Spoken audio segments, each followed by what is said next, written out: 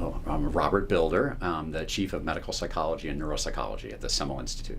Yeah, the Big C project is an amazing project that we're able to do with support from the John Templeton Foundation to look at exceptional creativity.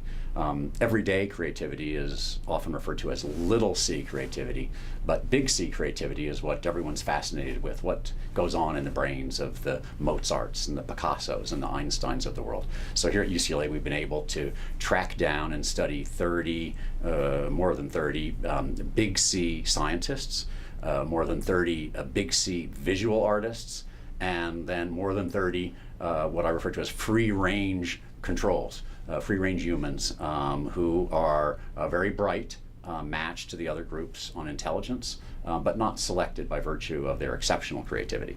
And so we've been looking at the brains and the behavior of all three of these groups and trying to see what makes the difference for big C creativity. The study's been going on for about 3 years now. We just finished acquiring data.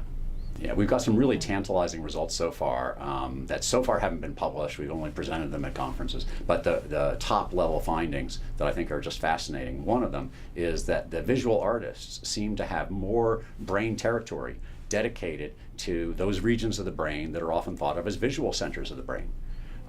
It may be also that the same regions are involved in what's known as the default mode network. This is a network of brain regions that tends to be activated together at times when we're not doing something else.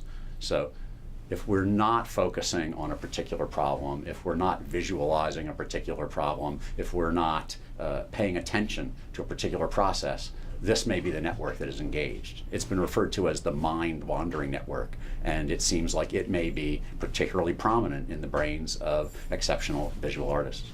Yeah, I think that one of the prevailing theories is that through intensive practice, and when I say practice, I mean intensive engagement in a problem. So all those elements of the problem are actually floating around in the minds and in the brains of these exceptional artists and scientists. But then when they relax the constraints of their task positive